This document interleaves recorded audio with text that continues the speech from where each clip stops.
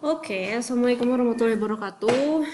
Sesuai dengan janji Ibu akan menjelaskan tentang listrik statis. Mungkin untuk yang tidak sempat kemarin karena ada beberapa hal sehingga kita tidak sempat untuk mengadakan pertemuan via Zoom meeting, maka di sini Ibu akan menjelaskan materi yang sudah Ibu jelaskan di kelas-kelas yang lain. Nah, materinya ini kita sudah masuk ke materi baru yaitu tentang listrik statis. Nah, materi ini sebenarnya sudah pernah dipelajari ketika kalian berada di SMP. Ini adalah materi kelas 3 SMP, materi listrik statis ini. Gitu. Jadi mungkin ada beberapa yang sudah pernah kalian pelajari, tapi di sini mau Ibu review sedikit. Takutnya pasti udah banyak yang lupa ya, tapi mudah-mudahan kalian masih ingat tentang materi ini. Gitu. Oke, kita langsung masuk aja. Jadi listrik statis ini nanti, kalau sekarang kan pembahasannya sudah agak jauh ya, ketika sudah menginjak ke SMA. Jadi yang akan dipelajari nanti di listrik statis ini apa aja? Nah, yang akan dipelajari yaitu, nah, yang pertama ini ada muatan listrik.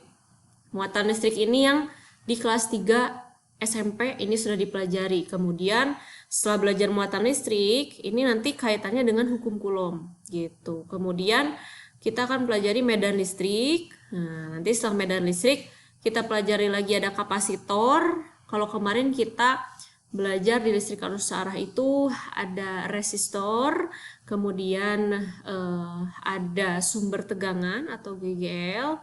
Sekarang kita akan pelajari listrik yang baru yaitu kapasitor gitu. Kemudian ada potensial listrik dan energi potensial listrik. Ini kelihatannya sama, cuman sebenarnya ini beda. Nanti akan dibahas apa perbedaannya, yaitu potensial listrik dan energi potensial listrik. Oke, lanjut. Nah, yang pertama kita akan bahas tentang muatan listrik dulu. Gitu. Yang kita ketahui dulu, muatan listrik itu ada dua jenisnya. Ini ada muatan negatif, ada muatan positif. Gitu. Kalau muatan negatif ini dia disebutnya elektron, yang muatan positif itu adalah proton.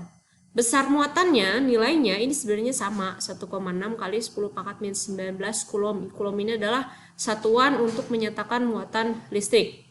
Hanya saja nanti beda tandanya, ini elektron dan ini untuk protonnya ya, negatif dan positif. Kemudian muatan listrik ini, kita tahu bahwa muatan listrik itu positif, negatif, atau netral, itu kita ketahui dari jumlah elektronnya gitu. Kalau dulu benda yang kelebihan elektron otomatis lebih banyak muatan negatifnya, maka dia akan bermuatan negatif gitu. Dia elektronnya lebih besar daripada proton. Kalau misalkan kekurangan elektron, otomatis bendanya akan bermuatan positif. Kalau sama jumlah elektron dan jumlah protonnya, itu dia akan tidak bermuatan atau disebutnya netral. Nah, kebanyakan dari benda-benda yang ada di sekitar kita itu sebenarnya bermuatan netral gitu. Jadi bagaimana kok bisa nanti ada benda yang bermuatan positif, ada benda yang bermuatan negatif? Berarti di situ ada perpindahan elektron yang terjadi. Gitu kan, kalau misalkan benda itu kan terdiri dari atom-atom ya. Kalau atom itu kan di sini misalkan ada proton, ada neutronnya, kemudian dia dikelilingi oleh elektron ya yang berputar pada lintasan tertentu. Misalkan ini elektron, ini elektronnya. Gitu. Kalau misalkan karena suatu benda itu awalnya dia bermuatan netral, dia menjadi bermuatan positif atau negatif karena ada perpindahan elektron gitu. Ya di sini karena ada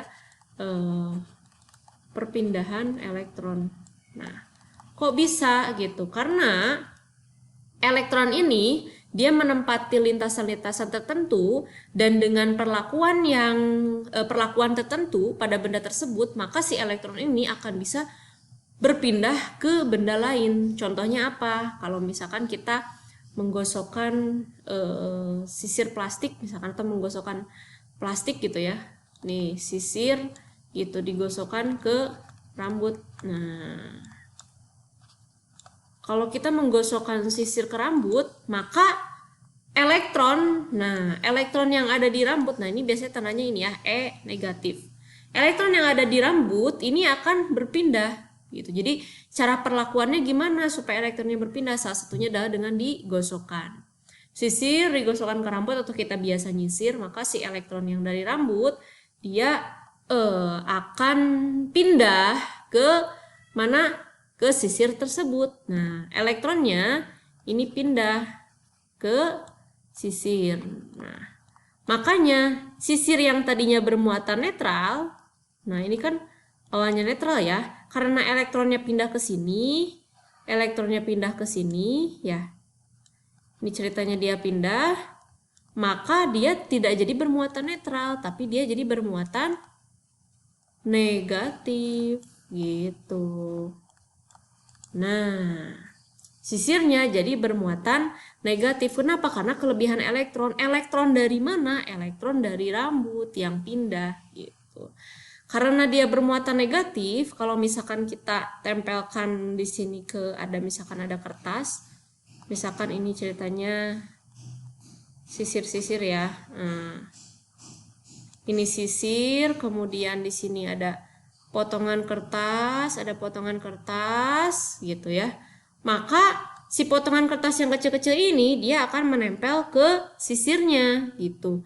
Apakah kenapa bisa menempel? Kan tadi muatannya negatif ya. Ini tadi muatannya negatif gitu, bermuatan negatif. Apakah karena kertas ini bermuatan positif kemudian dia jadi pindah ke sisirnya? Bukan berarti seperti itu. Kan seperti yang tadi Ibu katakan, ini benda-benda biasanya dia bermuatan netral. Hampir semuanya adalah bermuatan netral. Kertas pun sama, dia awalnya bermuatan netral. Netral itu artinya jumlah elektron dan jumlah proton itu sama. Otomatis ini dia jumlahnya kan sama. Ini positif, negatif, positif, negatif, positif, negatif. Positifnya satu, negatifnya satu, dia netral. Gitu. Tapi kenapa dia bisa tertarik? Karena apa? Karena dia bermuatan negatif, sisir ini, misalnya kita ini aja pakai tanda ya, ini negatif, negatif, negatif gitu. Maka ketika ditempelkan, muatan positif yang ada di kertas ini dia akan mendekat ke sisir ini. Muatan negatifnya akan menjauh gitu. Jadi kalau misalkan kita gambarkan, nah, ini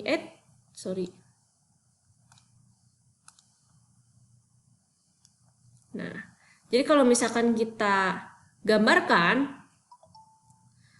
kita gambarkan, ini sisirnya, ya. Nah, ini muatannya negatif, kemudian ini kertasnya. Nah, yang tadinya si muatan-muatan ini tersebar secara acak, maka karena dia didekatkan ke sisir yang sekarang sudah bermuatan negatif, maka ini muatan positifnya dia akan mendekat ke arah sisir. Muatan negatifnya dia akan menjauhi sisir. Nah, atau bahasa kerennya adalah terpolarisasi. Nah, ini dia. Jadi bukan berarti ketika didekatkan ke kertas ini dia menjadi muatannya karena muatannya negatif karena muatannya positif gitu kan, itu salah. Tapi si kertas ini dia tetap bermuatan netral gitu, hanya saja dia jadi nanti terpolarisasi karena ada muatan positif di kertasnya, makanya dia ketarik gitu. Muatan negatifnya dia akan malah menjauhi. Berarti sesuai dengan apa? Sifat muatan listrik. Apa sifat muatan listrik? Kalau muatannya sama nih, untuk yang muatannya sama, maka dia akan saling tolak menolak gitu. Kalau misalkan muatan berbeda, maka akan tarik menarik gitu ya. Ini sama aja sih kayak hukum laki-laki sama perempuan. Yang laki-laki tertarik kepada perempuan, begitupun sebaliknya karena berbeda jenis kelaminnya. Kan nggak mungkin kalau misalkan yang laki-laki dengan laki-laki atau perempuan dengan perempuan, oh itu udah menyalahi hukum karena muatan listrik aja toh sifatnya seperti ini ya. Yang sama itu dia akan saling tolak menolak, yang berbeda baru dia akan saling tarik menarik. Itu penjelasan tentang muatan listrik ya. Nanti kita akan lanjut ke gaya Coulomb setelah ini ya.